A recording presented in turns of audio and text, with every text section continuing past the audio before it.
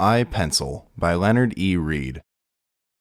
I am a pencil, the ordinary wooden pencil familiar to all boys and girls and adults who can read and write. Writing is both my vocation and my avocation. That's all I do. You may wonder why I should write a genealogy. Well, to begin with, my story is interesting. And next, I am a mystery, more so than a tree or a sunset or even a flash of lightning. But sadly, I am taken for granted by those who use me, as if I were a mere incident and without background. This supercilious attitude relegates me to the level of the commonplace. This is a species of the grievous error in which mankind cannot too long persist without peril. For the wise G.K. Chesterton observed, "We are perishing for want of wonder, not for want of wonders." I Pencil, simple though I appear to be, merit your wonder and awe, a claim I shall attempt to prove. In fact, if you can understand me, no, that's too much to ask of anyone, if you can become aware of the miraculousness which I symbolize, you can help save the freedom mankind is so unhappily losing.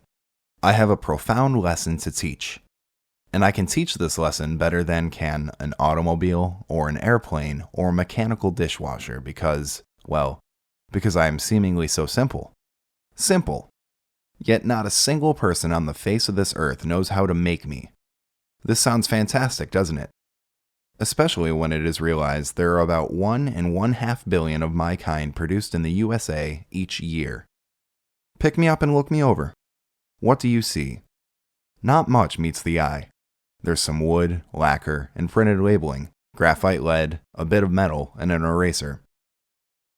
Innumerable antecedents.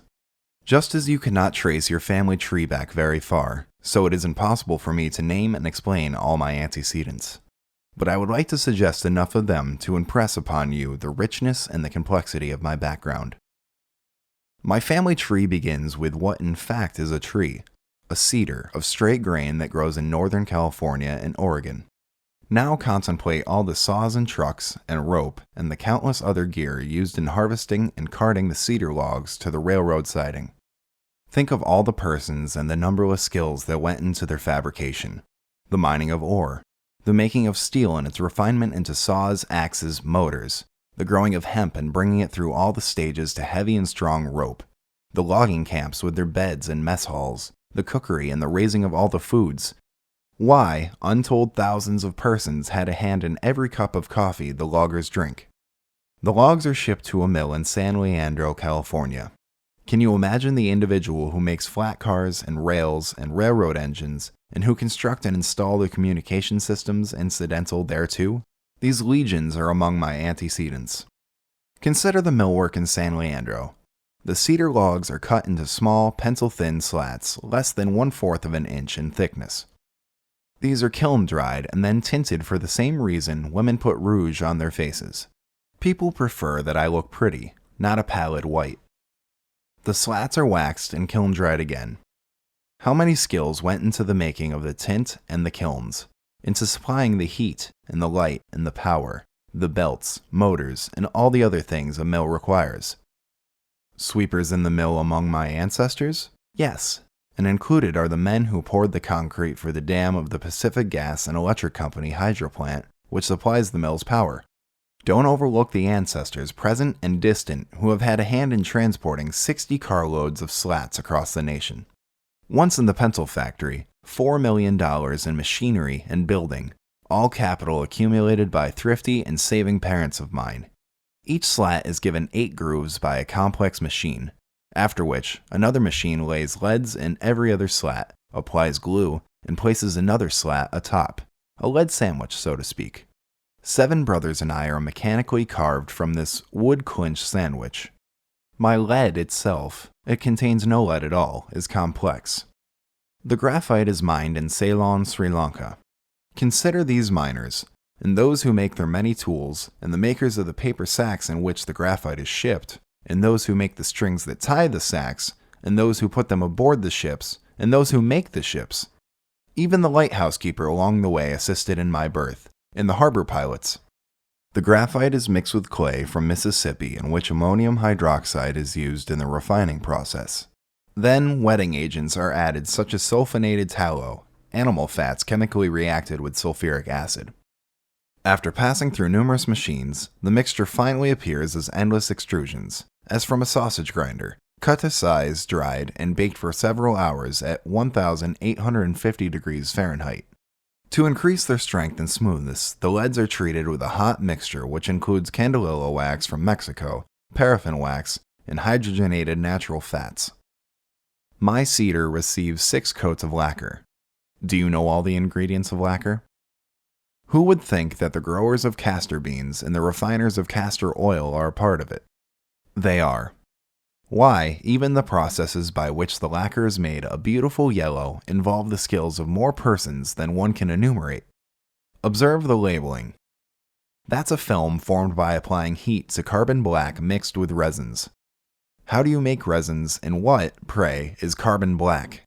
My bit of metal, the ferrule, is brass. Think of all the persons who mine zinc and copper, and those who have the skills to make shiny sheet brass from these products of nature. Those black rings on my ferrule are black nickel. What is black nickel and how is it applied? The complete story of why the center of my ferrule has no black nickel on it would take pages to explain. Then there is my crowning glory, inelegantly referred to in the trade as the plug, the part man uses to erase the errors he makes with me.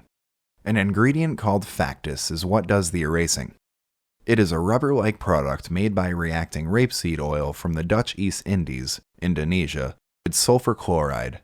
Rubber, contrary to the common notion, is only for binding purposes. Then, too, there are numerous vulcanizing and accelerating agents. The pumice comes from Italy. In the pigment which gives the plug its color is cadmium sulfide. No one knows. Does anyone wish to challenge my earlier assertion that no single person on the face of this earth knows how to make me? Actually, millions of human beings have had a hand in my creation, no one of whom even knows more than a few of the others. Now, you may say that I go too far in relating the picker of a coffee berry in far-off Brazil and food growers elsewhere to my creation, that this is an extreme position. I shall stand by my claim. There isn't a single person in all these millions, including the president of the pencil company, who contributes to more than a tiny infinitesimal bit of know-how. From the standpoint of know-how, the only difference between the miner of graphite in Ceylon and the logger in Oregon is the type of know-how. Neither the miner nor the logger can be dispensed with, any more than can the chemist at the factory or the worker in the oil field, paraffin being a byproduct of petroleum. Here is an astounding fact. Neither the worker in the oil field, nor the chemist, nor the digger of graphite or clay, nor any who mans or makes the ships or trains or trucks, nor the one who runs the machine that does the knurling on my bit of metal, nor the president of the company performs his singular task because he wants me. Each one wants me less, perhaps, than does a child in the first grade. Indeed, there are some among this vast multitude who never saw a pencil, nor would they know how to use one. Their motivation is other than me. Perhaps it is something like this. Each of these millions see that he can thus exchange his tiny know-how for the goods and services he needs or wants. I may or may not be among these items. No mastermind. There is a fact still more astounding. The absence of a mastermind, or anyone dictating or forcibly directing these countless actions which brings me into being. No trace of such a person can be found. Instead, we find the invisible hand at work. This is the mystery to which I earlier referred. It has been said that only God can make a tree. Why do we agree with this? Isn't it because we realize that we ourselves could not make one? Indeed, can we even describe a tree? We cannot, except in superficial terms. We can say, for instance, that a certain molecular configuration manifests itself as a tree.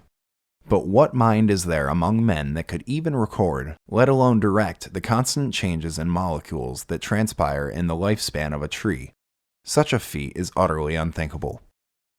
I, pencil, am a complex combination of miracles, a tree, zinc, copper, graphite, and so on. But to these miracles which manifest themselves in nature, an even more extraordinary miracle has been added: the configuration of creative human energies. Millions of tiny know-hows configurating naturally and spontaneously in response to human necessity and desire, and in the absence of any human masterminding. Since only God can make a tree, I insist that only God could make me. Man can no more direct these millions of know-hows to bring me into being than he can put molecules together to create a tree. The above is what I meant when writing. If you can become aware of the miraculousness which I symbolize, you can help save the freedom mankind is so unhappily losing.